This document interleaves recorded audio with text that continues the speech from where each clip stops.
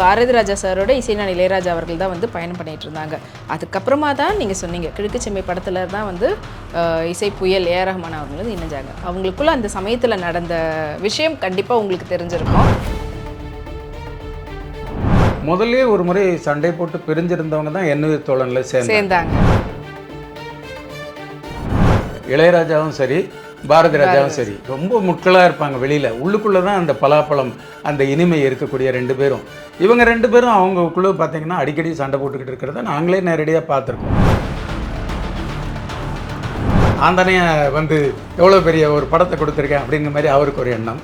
இவருக்கு அதெல்லாம் ஒன்றும் இல்லையா, இது மாறிக்கிட்டே வர்றது தான் அப்படிங்கிற மாதிரி எண்ணம் இருக்கும். பட வெளியீட்டுக்கெல்லாம் அவங்க வந்து கட்டி உருண்டு பேசுனதெல்லாம் பார்த்தீங்கன்னா இவ்வளோ நெருக்கமானவங்க சண்டை போட்டு ஊருக்கு தான் சும்மா காட்டினாங்களோ சண்டைங்கிற அளவுக்கு அந்த அந்த காட்சிகளே வைரலாக இருந்தது ரெண்டு பேரும். அண்ட் அதே போல் பாரதி ராஜா சார் எப்படி வந்து இசைஞானி அவர்களோட ஒரு சின்ன ஒரு இது வந்ததோ அதே போல் பாக்கியராஜ் சாருக்கும் சின்னது வந்திருக்கு. ஏன்னா அவரே வந்து அவர் படத்துக்கு வந்து இது நம்மால் படத்தில் நீங்கள் ஒர்க் பண்ணியிருக்கீங்க, அவர் மியூசிக் போட்டார். அண்ட் அதுக்கப்புறம் பார்த்திபன் சார் போகும்போது எதுக்கு உங்கள் டைரக்டர் பண்ண மாதிரி நீயே இசையமைக்க வேண்டியதான்னு கூடலாம் சொன்னார். அந்த சமயத்துலேயே நீங்கள் இருந்திருக்கீங்க. ஸோ அப்போ என்னென்னா இப்போ பாக்கியராஜ் சாரோடைய முதல் படத்துக்கு கங்கைமரன் சார் இசையமைச்சிருப்பார். எங்கள் இயக்குனருக்கும் ராஜா சாருக்கும் இசைஞானிக்கும் இருக்கிற பிரிவு இன்னும் கூட சின்ன சின்ன ரகசியங்களோடு இருக்குது. ஆனால் அவங்கள்ட்ட ரொம்ப ரகசியங்கள் இல்லாமல் ரொம்ப வெளிப்படையாகவே சொல்லிட்டாங்க. என்ன காரணம், மணிவண்ணன் சார்லாம் கேப்டன் மகளுக்கு வசனம் எழுதுறதுக்காக வந்தார். வரும்போது அப்போ நான் உதவி இயக்குனராக இருக்கேன். அவர் ஸோ உங்களுடைய உலகம்மை படத்தில் வந்து மாரிமுத்து அவங்க வந்து நடிச்சிருப்பார். இப்போ அவர் நம்மளோட இல்லைனாலும் அவரோட இந்த ஒர்க் பண்ண எக்ஸ்பீரியன்ஸ் ரொம்ப நல்ல அனுபவம். அவர் வந்து எனக்கு வந்து ஒரு 20-25 ஆண்டு காலம் உதவி இயக்குனராக இருக்கும் பொழுது அவர் பழக்கம்.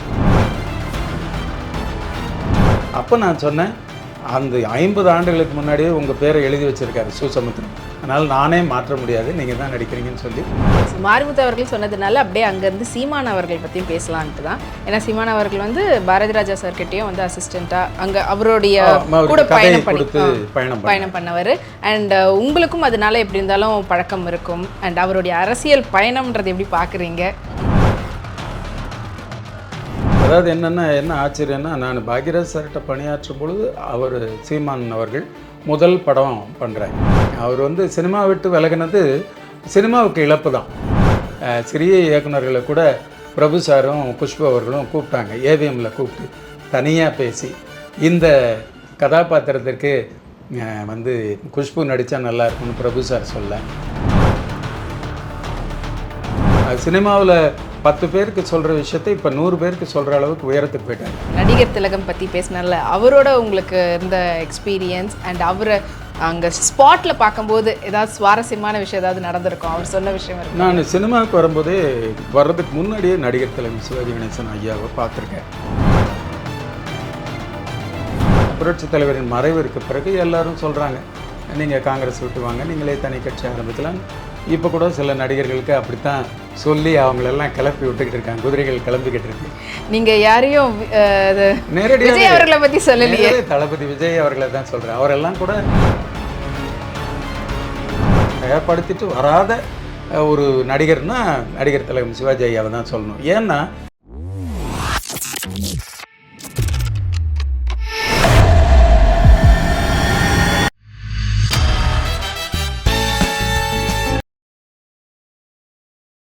பிபிடி சினிமா நேயர்கள் அனைவருக்கும் வணக்கம். இன்றைக்கி நம்மளோட இணைஞ்சிருக்கிறவங்க டைரக்டர் டாக்டர் ஜெயபிரகாஷ் அவர்கள். வணக்கம் சார், எப்படி இருக்கிறீங்க? நல்லா இருக்குமா? ஓகே. அண்ட் உங்ககிட்ட வந்து இப்போ இது கேட்டால் எப்படி இருக்கும்னு தெரியல. ஏன்னா நீங்கள் ஒர்க் பண்ணும்போது பாரதி ராஜா சாரோட இசைஞானி இளையராஜா அவர்கள் தான் வந்து பயணம் பண்ணிகிட்டு இருந்தாங்க.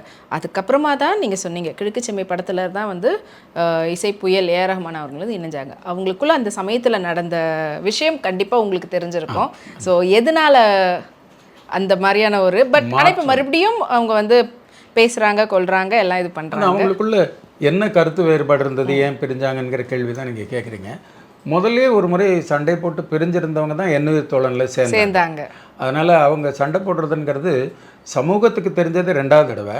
அதற்கு முன்னாடி பல முறை அவங்க சண்டை போட்டிருக்காங்க. ஏன்னா அவங்க 2 பேருமே வந்து ஒருத்தர் தனக்கு சமமானவர்கள்னு நினைக்கக்கூடிய பாலிய நண்பர்கள். இந்த பாலிய நண்பர்களுக்கு என்னென்னா, தாங்கள் வளர்ந்து வரும்போது நீ பெரியவனா நான் பெரியவனாங்கிற ஈகோ இருக்க தான் செய்யும். அதை அவங்க ஒருத்தருக்கு ஒருத்தர் வளராத நேரத்தில் சண்டை போடும்போது யாரும் கவனிக்க மாட்டாங்க. வளர்ந்த நேரத்தில் சண்டை போடும்போது சமூகம் அதை பார்க்க ஆரம்பிச்சிடும். அப்படி சின்ன வயசுலேருந்தே அவங்க வந்து அடிக்கடி சண்டை போட்டுக்கிறது, கோவிச்சுக்கிறது, பேசாமல் இருக்கிறது அப்படின்னு இருப்பாங்க. இவங்க 2 பேருமே காட்டு செடி மாதிரி. இளையராஜாவும் சரி, பாரதி ராஜாவும் சரி, ரொம்ப முட்களாக இருப்பாங்க. வெளியில் உள்ளுக்குள்ளே தான் அந்த பலாப்பழம், அந்த இனிமை இருக்கக்கூடிய 2 பேரும். இவங்க 2 பேரும் அவங்களுக்குள்ளே பார்த்திங்கன்னா அடிக்கடி சண்டை போட்டுக்கிட்டு இருக்கிறத நாங்களே நேரடியாக பார்த்துருக்கோம். என்னுயிர் தோழன் படம் முடிஞ்சது. படம் முடிஞ்சதுக்கப்புறம் புதுநெல் புதுநாத்து பண்ணுறாரு. அதுக்கப்புறம் நாடோடி தென்றல் படம் முடிஞ்சுது. நாடோடி தென்றல் படம் முடித்ததுக்கப்புறம் இவங்க 2 பேருக்கும் உள்ள பார்த்திங்கன்னா, இதை நம்ம தொடர்ந்து இதை பண்ணுறதா அப்படிங்கிறது. அதாவது நாடோடி தென்றல் நான் சொன்ன மாதிரி கதை, அப்புறம் பாடல்கள், இசை 3 அவர் பண்ணார். இந்த படத்தில் அந்த கதையும் சரி, அவருடைய பாடலும் இசையும் பார்த்தா சாகாவரம் பெற்ற ஒரு கிளாசிக் கல்ட் ஃபிலிம்னு சொல்லுவாங்களே, அந்த மாதிரி அமைஞ்சது. படத்தோட வெற்றின்னு பார்த்திங்கன்னா அது ஒரு ஆவரேஜான ஃபிலிம். இப்போது ராஜா சார் என்ன நினைப்பார், நான் தானே வந்து எவ்வளோ பெரிய ஒரு படத்தை கொடுத்துருக்கேன் அப்படிங்கிற மாதிரி அவருக்கு ஒரு எண்ணம். இவருக்கு அதெல்லாம் ஒன்றும் இல்லையா, இது மாறிக்கிட்டே வர்றது தான் அப்படிங்கிற மாதிரி எண்ணம் இருக்கும். அப்போ இவங்களுக்குள்ளே என்ன தோணுச்சு, யார் பெரியவர் அப்படிங்கிற எண்ணம் வந்துருச்சு. அதுக்கப்புறம் வியாபார ரீதியாகவும் அவங்களுக்குள்ள சின்ன சின்ன பேச்சுவார்த்தைகள்லாம் இருந்தது. ஆனால் நண்பர்களுக்குள்ளே நடக்கிறது தான். நாங்கள் கூட நினச்சோம் அடுத்த கேப்டன் மல் பண்ணும்போது அவங்க பாட்டில் ஓடி போய் ராஜா சார் தான் இசையமைப்பாருங்கிற மாதிரி நினச்சோம்.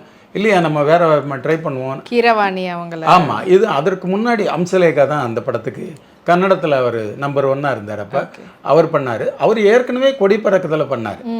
அதனால் முன்னாடி இருந்த சண்டையப்போ கொடி பறக்குதலை அம்சலேகா பண்ணதுனால மறுபடியும் இந்த சின்ன பிணக்கு, அதாவது என்ன, நம்ம ஊழல்னு சொல்லுவோம் இல்லையா, ஒரு ஆணுக்கும் பெண்ணும் இருந்தால் ஊழல்னு சொல்லுவோம். அந்த மாதிரி ஆணுக்கு நடக்கிற ஊழல் தான் அது, நிரந்தர சண்டை கிடையாது. இப்போ கூட என்னுடைய பட வெளியீட்டுக்கெல்லாம் அவங்க வந்து கட்டி உருண்டு பேசுனதெல்லாம் பார்த்தீங்கன்னா, இவ்வளோ நெருக்கமானவங்க சண்டை போட்டு ஊருக்கு தான் சும்மா காட்டினாங்களோ சண்டைங்கிற அளவுக்கு அந்த காட்சிகளே வைரலாக இருந்தது. 2 பேரும் ஒன்றா நடித்து காமிக்கிறது. நாடகத்தில் நான் எப்படி நடித்தேன், அவர் பூட் பாலிஷ் போடுறதுக்கு நான் எப்படி நடித்தேன் தெரியுமான்னு இவர் நடித்து காமிக்கிறது, அவர் நடித்து காமிக்கிறதுன்னு அந்த பத்திரிக்கையாளர் சந்திப்பே ரொம்ப கலகலப்பாக மாறுச்சு. அது வைரலாக ஏறத்தாழ 1 கோடி பேர் அந்த இதை உடனே பார்த்தாங்க. அப்படிப்பட்ட நெருக்கமானவர்கள். அவங்களுக்கு நடந்த ஊழல்னால திருப்பி கேப்டன் மகள் அம்சலேகா இருந்தார். அதுக்கப்புறம் அந்த அம்சலேகா வச்சு அந்த பாடல்கள்லாம் இருந்தால் கூட படம் சரியாக போகலை. அந்த நேரம் இவர் ரோஜாவிலேருந்து வளர்ந்து வந்திருக்காங்க. சரி, ஏன் மாறி இவரை ட்ரை பண்ணுவோம் அப்படிங்கிற மாதிரி எண்ணத்தை அவருக்கும் இருந்தது. தயாரிப்பாளர்களும் அதை கேட்டு வந்தாங்க. தானு சாரும் சரி, ஒரு மாற்றம் பண்ணி பாருங்களேன் அப்படின்னு. ரகுமான் சாருக்கும் அவர் வந்து வெஸ்டர்ன் மியூசிக் பண்ண முடியுங்கிற எண்ணத்தில் இருந்தவருக்கு இந்த இணைப்பு வந்து அவருக்கு மிகப்பெரிய வளர்ச்சிக்கு பயனாக இருக்குங்கிற மாதிரி நினச்சதுனால அவரும் ஆர்வமாக இணைஞ்சார்.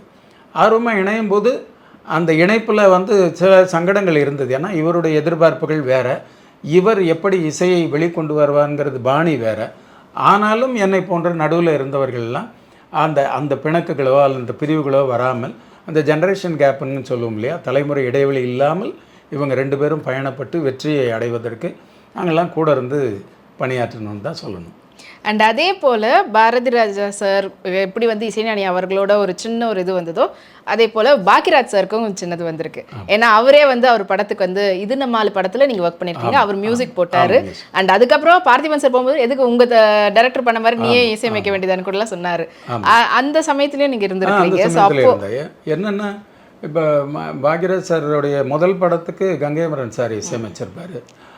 ராஜா சார் அப்பையும் வந்து நல்ல உயரத்தில் இருக்கும்போது தான் தன்னுடைய படத்துக்கு யார் இசையமைப்பாளர், யார் ஒளிப்பதிவாளருங்கிறதெல்லாம் முக்கியம் இல்லை. பாக்யராஜ் சார் பொறுத்த வரைக்கும் கதை, திரைக்கதை, வசனம் தான் முக்கியம். எனவே அது ரொம்ப அழுத்தமாக, ரொம்ப பலமான தன்னுடைய பங்காக இருக்கிறதுனால அவர் இதை பற்றியெல்லாம் கவலைப்படாமல் தான் முதல் படத்துக்கே இசையமைப்பாளரை நியமிச்சிருந்தார். அதனால் ஏவிஎம்மில் படம் வரும்போது கூட கங்கைமரன் தான் அவர் சொன்னார், முந்தானி முடிச்சு பண்ணும்போது கூட. அப்போ அவங்க விரும்பினதுனால தான் ராஜா சாருடைய இணைப்பு. இந்த ராஜா சாருடைய இணைப்பு சரி, எம்எஸ் விஸ்வநாதன் பண்ணும்போதும் சரி, வேறு எந்த இசையமைப்பாளரோ எந்த ஒளிப்பதிவாளர் இருந்தாலும் இவருடைய திரைக்கதை தான் அங்கே முன்னாடி வந்து நிற்கக்கூடிய அளவிற்கான திறமையை வெளிக்காட்டக்கூடிய ஒரு இயக்குனராக இருந்தார். இப்போது ஒரு சந்தர்ப்பத்தில் தான் நல்ல உயரத்திற்கு வந்துட்டோன்னு ராஜா சார் நினைக்கிறாரு. இவர் எப்பயும் போல் இயல்பாக பழகக்கூடியவர் பாக்யராஜ் சார். அது அவரே ஊடகத்தில் கூட சொல்லியிருப்பார். என்ன பிணக்குன்னு ஒரு முறை வந்து பார்க்க சொல்லுங்கள் அப்படிங்கிற மாதிரி அவர் சொன்னதுனால என்ன இது புது பழக்கம் வந்து பார்க்க சொல்கிறது, இசையமைக்கிறதுனா இசையமைக்க வேண்டியதானே, அடுத்து எப்போ கம்போசிங்னு தானே போவோம், இதுக்கு எதுக்கு என்ன வந்து பார்க்க சொல்கிறாங்கங்கிற அந்த புது ஏற்பாடு ராஜா சாருடைய சுற்றி இருக்கிறவர்கள் அப்படி ஒரு புதிய ஏற்பாடை பண்ணிட்டாங்க. அது பாக்யராஜ் சாருக்கு பொருத்தமில்லாததாக இருந்ததுனால அவர் சரி அந்த உயரத்துக்கு அவர் இருக்கார் அப்படின்னா நம்ம வேறு இசையமைப்பாளர் கூட பண்ணலாங்கிற முடிவெடுத்து வேறு இசையமைப்பாளர்னா நமக்கு தான் அனுபவம் இருக்கே அப்படின்னு சொல்லி அவருடைய பள்ளியில் அவருக்கு இசை கற்றுக் கொடுத்த ஒரு ஆசிரியர் அவருக்கு அந்த நேரத்தில் வந்து அவர்கிட்ட வந்த உடனே அவர் ஓய்வு பெற்றுட்டு வர்றாரு, இவர் இசையமைக்கணுங்கிற எண்ணத்தில் இருக்கார். இசை தெரிந்த ஒரு ஆசிரியர் வச்சுட்டு நம்மளுடைய இசை ஆசையையும் வச்சு இணைச்சி ஒரு படம் பண்ணலான்னு பண்ணாங்க. அது பெரிய வெற்றிகரமான படமாக இருந்தது. இசையில் பாடல்கள்லாம் வந்து பட்டி தொட்டியெல்லாம் போகிற அளவுக்கு மிகப்பெரிய வெற்றி அடைஞ்சது. அதோடு தொடர்ந்து அவரே இசையமைக்கிறது அல்லது யாரை வேணாலும் இசையமைப்பாளர் ஆக்குறதுங்கிற மாதிரி அந்த தற்காலிக பிரிவு நிரந்தர பிரிவாகவே நடந்து போயிடுச்சு. அதை ஊடகத்தில் அவர் ரொம்ப வெளிப்படையாகவே அவர் சொன்னார் என்ன காரணத்தினால் பிரிஞ்சேங்கிறது. எங்கள் இயக்குனருக்கும் ராஜா சாருக்கும் இசைஞானிக்கும் இருக்கிற பிரிவு இன்னும் கூட சின்ன சின்ன ரகசியங்களோடு இருக்குது. ஆனால் அவங்கள்ட்ட ரொம்ப ரகசியங்கள் இல்லாமல் ரொம்ப வெளிப்படையாகவே சொல்லிட்டாங்க என்ன காரணம்னு. ஓகே, ஸோ நீங்கள் வந்து அசிஸ்டன்ட் டைரக்டராக கோ டைரக்டராக ஒர்க் பண்ணுற அதே காலத்தில் தான் வந்து பார்த்தீங்கன்னா நீங்களே சொன்னீங்க ஜிஎம் குமார் அவர்லாம் வந்துட்டு எனக்கு ரொம்ப க்ளோஸாக இருந்தார், அதனால் நடிக்க வச்சேன்ட்டு. ஸோ அவரும் படம் டைரக்ட் பண்ணும்போது உங்களோட டிஸ்கஸ் பண்ண அந்த மாதிரி விஷயங்கள் அது நான் பணியாற்றுற காலத்தில் அவங்க பணியாற்றிட்டு வெளியில் வந்து படம் பண்ணக்கூடிய அளவுக்கு வந்துட்டாங்க. இப்போ பார்த்திபன் சார்லாம் இப்போ நான் பணியாற்றும் பொழுது அவர் வெளியில் வந்து படம் பண்ணுறதுக்கான முயற்சியில் இருக்கார். இயக்குனராக அவர் மாறலை. அதனால் ஒரே நேரத்தில் ஒரே இயக்குனருடைய உதவி இயக்குனர்கள் என்றாலும் வேறு வேறு காலகட்டங்களில் நாங்கள் பயணித்தவர்கள். ஆனால் அந்த இயக்குனருடைய உதவி இயக்குனர்னு தெரிஞ்சால் என்ன சீனியராக இருந்தாலும் ஜூனியராக இருந்தாலும் நெருக்கமாக பழகிருக்கோம். இப்போ அதனால் அதற்கு பின்னாடி பணியாற்றிய இயக்குனர்கள் கூட எங்களுடைய ஒரே குடும்பம் மாதிரி பழகும். அதே மாதிரி பாரதிராஜ் சார்கிட்ட பணியாற்றக்கூடிய இயக்குனர்களும் ஒருத்தருக்கு ஒருத்தர் நட்பாக பழகிருக்கும். காலம் வேறையாக இருக்கும். பார்த்தா இப்போ சித்ரா லக்ஷ்மணன் சார் உதவி இயக்குனராக இருந்தார், மனோபாலா இருந்தார், மணிவண்ணன் சார் இருந்தார், இப்போ மனோஜ்குமார் சார் இருந்தார். இப்படி பல பேர் இருந்தார். இவங்களாம் வேறு வேறு காலத்தில் இருந்தால் கூட நாங்கள் அதுக்கு பிறகு அவங்க பணியாற்றிய 10 ஆண்டுகளுக்கு பிறகு பணியாற்றியிருந்தாலும் கூட பழகும் பொழுது ஒன்றாவே ஒரே உதவி இயக்குனர் அவருடைய உதவி இயக்குனருங்கிற மாதிரி ஒரே சமமாக ஒரே ஸ்கூலுடைய இதுங்கிற அந்த பற்றோடு நாங்கள் பழகிறது உண்டு. அதனால தான் இப்போ மணிவண்ணன் சார்லாம் கேப்டன் மகளுக்கு வசனம் எழுதுறதுக்காக வந்தார். வரும்போது அப்போ நான் உதவி இயக்குனராக இருக்கேன். அவர் நிறைய படங்கள் வெற்றிகரமான இயக்குனராக அவருக்குன்னே ஒரு பாதை அமைத்துட்டு வரக்கூடிய இந்த நேரத்தில் ஒரே அறையில் நாங்கள் 2 பேரும் சேர்ந்து கேப்டன் மகளுக்கு வசனம்லாம் எழுதிக்கிட்டு இருந்தோம். அப்போ பார்க்குறதுக்கு சில பேருக்கு என்ன தோணும், 2 பேரும் ஒன்றா ஒர்க் பண்ணதை பார்த்துருக்குமே அப்படின்னு கூட சில உதவி இயக்குனர்கள் நினைப்பாங்க. ஆனால் காலம் வேறு வேறு. ஆனால் எல்லாருமே ஒரே குடும்பத்து பறவைகள் தான், ஒரே மரத்தில் இருந்து வந்த பறவைகள்னால எந்த நேரத்தில் கிளைகளில் இருந்தோங்கிற வித்தியாசம் இல்லாமல் பழகக்கூடிய வாய்ப்பு இருந்ததுமா. அண்ட் இப்போ அவர் தொடர்ந்து நடிச்சிட்டும் இருக்கிறாரு ஜிஎம் குமார் அவர்கள். ஸோ ஏன் அந்த மாதிரி நீங்கள் மறுபடியும் ஆக்டிங்கை வந்து ஏன் செலக்ட் பண்ணல? ஆமாம், இப்போ என்னென்னா இந்த நான் ஒரே ஊரில் இருந்திருந்தேன்னா கூட இயக்கம் வந்து தாமதமாக இருந்ததுன்னா டக்குன்னு நடிக்கிறதுக்காக வந்திருக்க வாய்ப்பு இருக்கும். தொடர்ந்து நான் வேறு வேறு ஊர்களில் போய் வேறு வேறு துறையில் பணியாற்றியதுனால வேறு வேறு மொழி படங்களில் பணியாற்றுறதுனால அந்த ஒரு வாய்ப்போ அப்படிப்பட்ட எண்ணமோ எனக்கு வராமல் இருந்தது. ஆனால் நீங்கள் பார்த்தீங்கன்னா ஆச்சரியமாக நான் ஏறத்தாழ 10-12 படங்களில் நடிச்சிட்டேன். எனக்கு நீங்கள் நடிங்கன்னு என்னை தெரிஞ்சுட்டு நான் நடிக்க தெரியும் எனக்குன்னு பாக்யராஜ் சார் படத்தில் பாரதிராஜ் சார் படத்தில் பார்த்துட்டு என்னை நடிக்க கூப்பிட்டவங்க நிறையா பேர். அதனால் இது வரைக்கும் ஒரு 12 படம் நடிச்சிருக்கேன். இப்போ நான் டைரக்ட் பண்ண உலகம் மேலே தான் முதல் முறையாக என் படத்துலேயே நான் நடித்தது. அதில் கௌரி கிருஷ்ணனுடைய அப்பா கதாபாத்திரத்தில் பெரிய கதாபாத்திரம். அந்த படம் இன்னும் வெற்றிகரமான படமாக இருந்ததுன்னா நீங்கள் சொல்கிற மாதிரி ஒரு நடிகராகவே என்னை வந்து முழு நேரம் நடிகராக மாற்றிருக்கக்கூடிய அளவிற்கான ஒரு கதாபாத்திரம் தான் அதில் பண்ணியிருக்கேன்.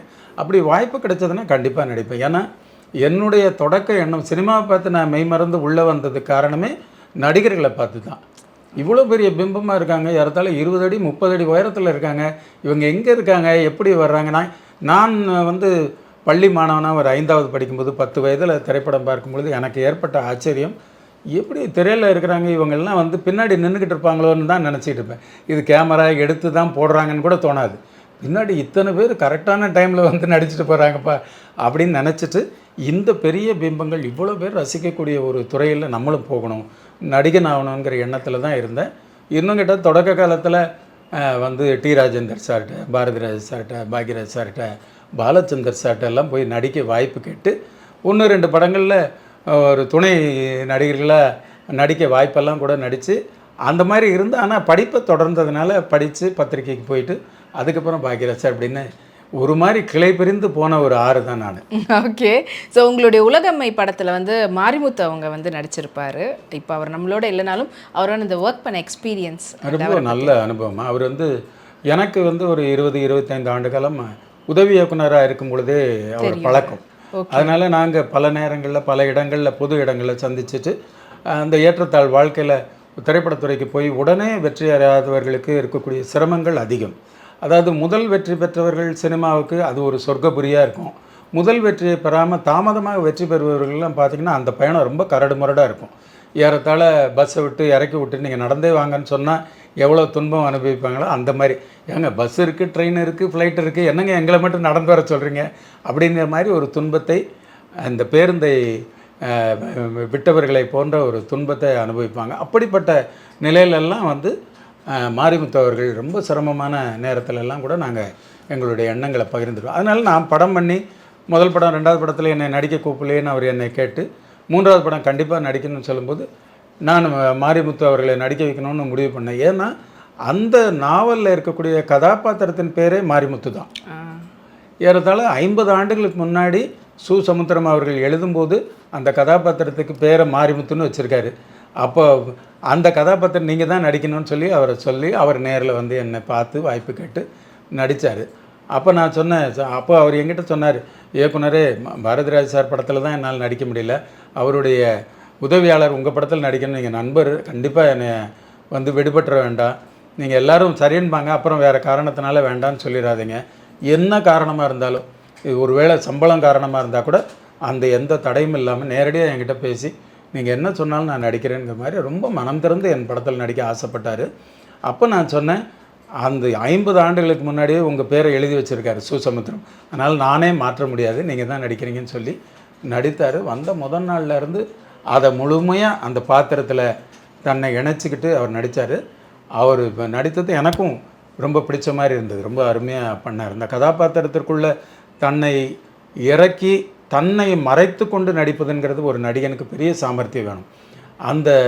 அந்த பெரிய மெருகேற்றிருக்கிற தன்மை மாரிமுத்துக்கு இருக்குது. ஒரு சிறந்த நடிகரை தமிழ் சினிமா டக்குன்னு இழந்துட்டோங்கிற மாதிரி தான் எனக்கு தோணும். ஓகே. ஸோ மாரிமுத்து அவர்கள் சொன்னதுனால அப்படியே அங்கேருந்து சீமான் அவர்கள் பற்றியும் பேசலான்ட்டு தான். ஏன்னா சீமான் அவர்கள் வந்து பாரதிராஜா சார்கிட்டையும் வந்து அசிஸ்டண்ட்டாக அங்கே அவருடைய கூட பயணம் பண்ணவர். அண்ட் உங்களுக்கும் அதனால எப்படி இருந்தாலும் பழக்கம் இருக்கும். அண்ட் அவருடைய அரசியல் பயணம்ன்றது எப்படி பார்க்குறீங்க? ஏன்னா நல்ல படங்களை கொடுத்த ஒரு டைரக்டர் அரசியல் பக்கம் போனதுனால அவருடைய படங்கள் ஆஸ் எ டைரக்டராக மிஸ் பண்ணுறதுக்கான வாய்ப்புகள் உங்களுக்கு இருக்கா? என் தமிழ் சினிமாவில் கண்டிப்பாக அதுக்கான ஒரு ஸ்பேஸ் இருக்குது. கண்டிப்பாக இருக்கும். அதாவது என்ன ஆச்சரியன்னா, நான் பாக்யராஜ் சார்கிட்ட பணியாற்றும் பொழுது அவர் சீமான் அவர்கள் முதல் படம் பண்ணுறாரு. அவருடைய இயற்பெயர் எனக்கு தெரியுதுன்னா அந்த இயற்பெயரோடு எனக்கு பழக்கம் உண்டு. முதல் படம் பண்ணும்போது அவருடைய ஷூட்டிங்கே நான் போய் அவர் கூட பேசிட்டு பழகிட்டு அவர் படம் எடுக்கிறதெல்லாம் பார்த்தேன். என்னை போலவே முதல் படம் வந்து அவருக்கு வந்து தடுமாற்றமான படமாக அமைஞ்சிட்டதுனால அடுத்து வந்து மறுபடியும் ஓடுகிற பேருந்தை பிடிக்கிறதுக்கு ரொம்ப சிரமப்பட்ட சில இயக்குனர்கள் வரிசையில் அவரும் இருந்தார். அதனால் அடுத்து என்ன பண்ணுறதுங்கிற குழப்பம் இருந்தது. அதுக்கப்புறம் 2வது அவர் பெரிய படம் நடிகர்களை வைத்து பண்ண ஆரம்பித்து ஓரளவு வெற்றிகரமான இயக்குனராக மாறிட்டார். அவருக்கு வந்து நல்ல கதை சொல்லி அவர் வந்து சினிமா விட்டு விலகினது சினிமாவுக்கு இழப்பு தான். அரசியலுக்கு கண்டிப்பாக அது வந்து லாபகரமானது தான் இருக்குது. ஏன்னா தமிழர்களுக்கு அவரை போன்ற தலைவர்கள் கண்டிப்பாக தேவை, அதில் மாற்று கருத்து இல்லை. ஆனால் தமிழ் சினிமாவில் மிக நல்ல கதை சொல்லி அவர் கதையாசிரியராக வந்திருந்த ஒரு 100 கதையாவது கொடுத்துருக்கலாம் தமிழ் சினிமாவுக்கு. அந்த அளவுக்கு கதை சொல்வார். அவர் எந்த கதை சுமாரான கதை சொன்னால் கூட இந்த படம் நல்லா இருக்கே பண்ணலாமே அப்படின்னு தோணிடும் தயாரிப்பாளர். அந்தளவுக்கு மிகச்சிறப்பாக எடுத்து சொல்கிற பாணி அவர்கிட்ட உண்டு. அதே மாதிரி பாடல் திறமை, இசை திறமை இதெல்லாம் உண்டு. ஒரு இயக்குனருக்கு தேவையான அனைத்தும் பொருந்தியவர் தான் அவர். இப்போ நேரம் தள்ளி போய்கிட்டே இருந்தது. அதுக்கப்புறம் ஒரு குறிப்பிட்ட காலத்தில் எங்களுக்கெல்லாம் நெருக்கமாக இருந்ததுனால நானும் கவிஞர் அறிவுமதி பிரபலமான தமிழகத்தின் மிகப்பெரிய கவிஞர் இல்லையா, அந்த ஆகச்சிறந்த கவிஞரெல்லாம் வந்து நானும் அவரும் ஒரே நேரத்தில் பாரதிராஜா சார்கிட்ட ஒர்க் பண்ணக்கூடிய ஒரு நல்ல சந்தர்ப்பம் கிடச்சிது. சமகாலத்தில் நானும் உதவி இயக்குனர் அவரும் உதவி இயக்குனர் மாதிரி இருந்தது. ஆனால் அவர் எனக்கு ரொம்ப மூத்தவர்னால் எப்படின்னா அவர் வந்து முதல் விருத்தாச்சலத்தில் இருந்து பாக்யராஜ் சார்கிட்ட பணியாற்றி அதன் பிறகு பாலு மகேந்திரா சார்கிட்ட 7 ஆண்டுகள் பணியாற்றி அதற்கப்புறம் பாரதிராஜா சார்கிட்ட வந்து சேர்றாரு உதவி இயக்குனராக. நானும் பாக்யராஜ் சார்கிட்ட இருந்து போய் சேர்றேன். அதனால் 2 பேரும் பெரிய இயக்குனர்கிட்ட பணியாற்றிட்டு வந்திருக்கோம். ஒரே ஸ்கூலில் வேறு அவர் பாலு மகேந்திரா சார்கிட்ட இருந்தார், பாக்யராஜ் சார்கிட்ட இருந்ததுனால எங்களுக்கு மிக நெருக்கம். தமிழ்னு கூட அவரும் எம்ஃபில் தமிழ் படித்தவர். அதனால் நாங்கள் 2 பேரும் சீமானுக்கு மிக நெருக்கமான பழக்கம் உள்ளவர்கள். ரொம்ப சாதாரணமாக உதவி இயக்குனராக பழகியவர்கள், இயக்குனராக பழகியவர்கள். அதனால் இவருடைய கதையை கொண்டு வந்து எங்களுடைய இயக்குனர்கிட்ட சொல்லணுங்கிற எண்ணம் வரும்போது நான், அறிவுமதி மற்றும் நண்பர்கள்லாம் எப்படியாவது சரியான சந்தர்ப்பத்தில் சொல்ல வைக்கணும்னு சொல்லி அறிவுமதி அவர்கள் நேரடியாக டைரக்டர்கிட்ட சொல்ல, அப்புறம் டைரக்டர் என்கிட்ட கேட்கும் பொழுதும் இயக்குனர்கிட்ட நானும் எனக்கும் பழக்கமானவர், நீங்கள் கண்டிப்பாக கதை கேட்கலாம், நல்ல கதை அப்படின்னு சொல்லி அவரை கதை சொல்ல கொண்டு வந்த பார்த்த அவர் பேசிய முதல் நாள்லாம் எங்களுக்கு நல்ல ஞாபகம் இருக்குது. அதெல்லாம் சொல்லி அது பிடித்து போய் அதுக்கப்புறம் அந்த தயாரிப்பாளர் அதை படமாக எடுக்கணும்னு முடிவு பண்ணி ரொம்ப நாள் நடிக்காமல் இருந்த சிவகுமார் அவர்களை நடிக்க வச்சு பிரபு அவங்க நடித்தாங்க, சரண்யா நடித்தாங்க. அந்த நேரத்தில் அந்த சரண்யா கதாபாத்திரத்தில் நடிக்க வைக்கிறது குஷ்பு நடித்தா நல்லா இருக்குங்கிற மாதிரி எண்ணம் இருந்தது எல்லாருக்குமே, சினிமா வட்டாரத்தில் இருந்தது, தயாரிப்பாளருக்கும் இருந்தது. அப்போ நான் தான் ரொம்ப நெருக்கமாக இயக்குனர் இமயத்து கூட பழகினதுனால பிரபு சாருக்கு என்னை தெரியும், இதை யார் சொன்னால் டைரக்டர் கேட்பாருங்கிற மாதிரி முடிவு பண்ணி எனக்கு நல்லா ஞாபகம் இருக்குது. ரொம்ப ஆச்சரியம், என்னை போன்ற சிறிய இயக்குநர்களை கூட பிரபு சாரும் குஷ்பு அவர்களும் கூப்பிட்டாங்க, ஏவிஎம்மில் கூப்பிட்டு தனியாக பேசி இந்த கதாபாத்திரத்திற்கு வந்து குஷ்பு நடித்தா நல்லா இருக்கும்னு பிரபு சார் சொல்ல, குஷ்பும் அவங்களும் டைரக்டர் சார் படத்தில் நான் ஏற்கனவே நடிச்சிருக்கேன், இந்த படத்தில் என் நடித்தா நல்லாயிருக்கும், சிவாஜி சார் இருக்கார், நல்லா இருக்குமே அப்படிங்கிற மாதிரி என்கிட்ட கேட்டு பரிந்துரை பண்ணி என்கிட்ட கேட்டதெல்லாம் எனக்கு ஆச்சரியமாக இருக்குது. இவ்வளோ பெரிய நடிகர்கள் 2 பேரும் நடிப்பில் மிக உச்சத்தை பார்த்தவங்க 2 பேரும், அவங்க 2 பேரும் கேட்டால் அப்புறம் எங்களுடைய இயக்குனர்கிட்ட சொன்னேன். எங்களுடைய இயக்குனர் என்னென்னா கதாபாத்திரமாக தான் நான் பார்ப்பேன், நட்சத்திரங்களாக நான் யாரையும் பார்க்குறதில்லன்னு சொல்லி அவங்க நடித்தாங்க. அவங்களும் சிறப்பாக பண்ணியிருந்தாங்க, அந்த படமும் சிறப்பாக வந்தது. அப்படி பழக்கமான அன்புக்குரிய சகோதரன் தான் சொல்லணும், தம்பின்னா சொல்ல முடியாது, சமகால வயதில் தான் இருப்போம். அவர் அதற்கு பிறகு படிப்படியாக அந்த திரைப்படத்துறையை விட்டு விலகி ஒரு இயக்கத்தை ஆரம்பித்து அவர் இப்போது சிறப்பாக பண்ணியிருக்காரு.